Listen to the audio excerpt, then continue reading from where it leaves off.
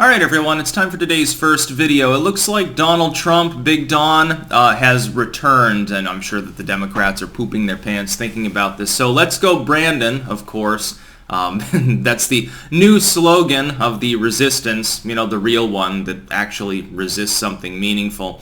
Link in the description, archived of course. He held a rally in Iowa the other day. He's been seemingly targeting states that you would expect him to target if you wanted to mount a presidential run. If you were just doing this on behalf of people who, in the midterms, they might be embattled, you know, they're an incumbent, or they might be like they're a populist, a Trump fan, sort of challenger to an establishment Republican, you would expect him to he'd be stumping in some cases in deep red states, occasionally in blue states, where there might be an outside Republican or something. He'd be going out to support them. If he's going into, generally, and it seems 9/10 of the time, swing states, competitive states, while Biden languishes in the polls, that's a further indicator that it's likely he's at least planning to attempt to run, barring, again, some major change in the political trajectory. Right now, the only major change is that Biden is crashing and burning even faster than he was a few months ago. He's honestly ahead of where I expected him to be in the failure department in basically every measure. He's getting literally people chanting "fuck Joe Biden" at basically every major event at this point. The writing is on the wall. The Biden presidency is collapsing, and I don't expect it to recover. Now, first and foremost, before we get a little bit further, a little bit deeper into our analysis, because we're going to talk about independent voters and a few other things as well that I think are spurring part of this on. Keep in mind, if you're watching this video on YouTube, there will be a pinned comment down below with links to 4 other video hosting sites that I use. I make 2 exclusive videos a day, regardless of how many videos I make in total, that go on those sites. They don't go on YouTube. Now, here's one reason why the energy level at Trump rallies at this point appears to be increasing. Number one, I think that it has to do with independent voters.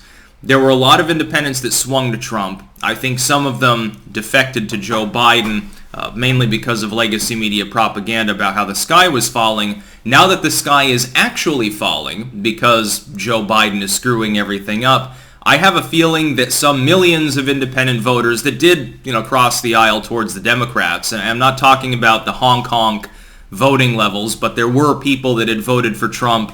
They're not partisan, they weren't hardcore support, that did, I'm assuming, vote for Biden. Not as many as they claim maybe, honk honk, but there were some there.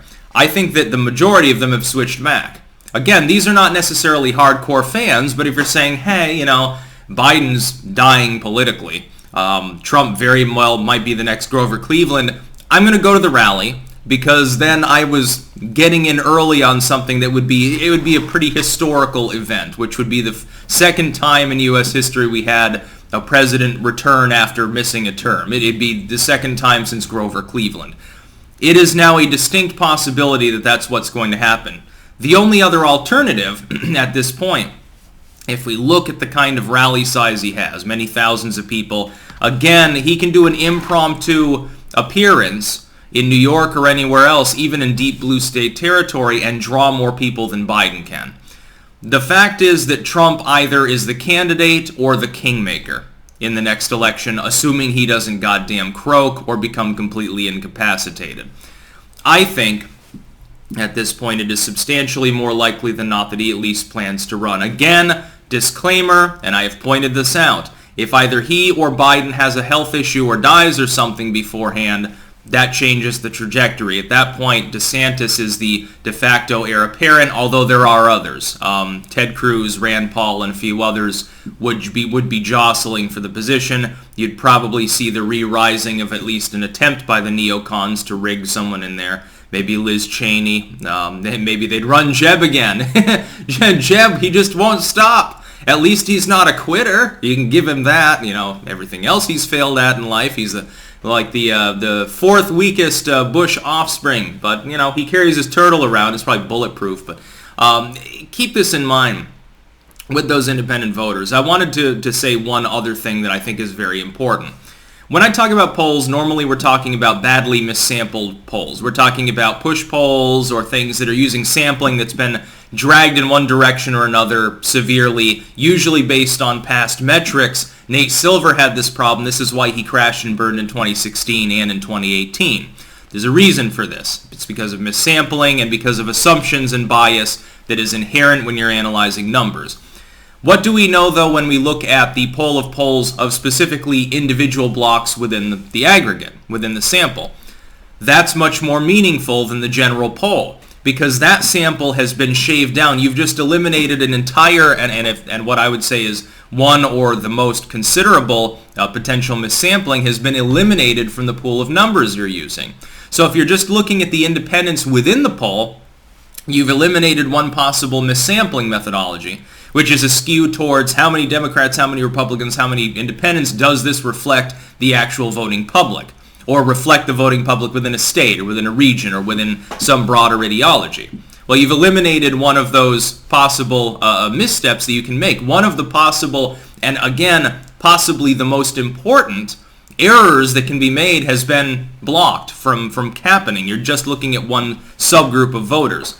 So when you say that Joe Biden in the aggregate has lost 19 points among independents, a catastrophic drop, a bigger drop than among any other individual block you can parse out of the numbers, that independent voters have largely abandoned him after technically Hong Kong swinging for him, which Hillary Clinton didn't have the advantage of. After all of those independent ballots magically were for Joe Biden, for Beijing Biden, they have gone back in the other direction, and now Trump is pulling thousands of people at rallies again.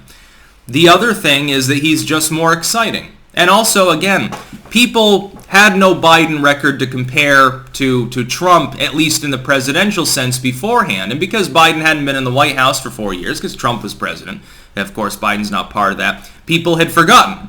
They had forgotten about Joe Biden's gaffe tendencies, his bizarre behavior at times, and they didn't really care about his record because Orange Man bad. Well, Orange Man no longer in charge. So Orange Man bad no longer is great propaganda. I have a feeling he intends to run. If he does run, I have the feeling he ends up becoming the nominee quite easily, unless, again, Joe Biden isn't the one running because he stepped aside or died or something. The question of age in presidential politics then would come up, because especially if Biden dies, you end up with Kamala. They'll say, why should we vote for Trump? He probably dies in office. He'd definitely have to pick his running mate very carefully. Not because I expect the dude to have health problems, because Trump seems to be reasonably healthy for a person his age. And he hasn't had aneurysms. He hasn't fallen down 3 times in the last year, so he's got an advantage over Sleepy Joe. But that will be spoken of, it will be amplified by the legacy media, and it will definitely become an attack line for Democratic partisans. You'll see them. They'll be out there saying, oh, old Don and stuff like that. And it'll work for some voters. And it could be a problem. If that doesn't come up, if he just gyrates around on stage like he did the last time around, I think he would win easily.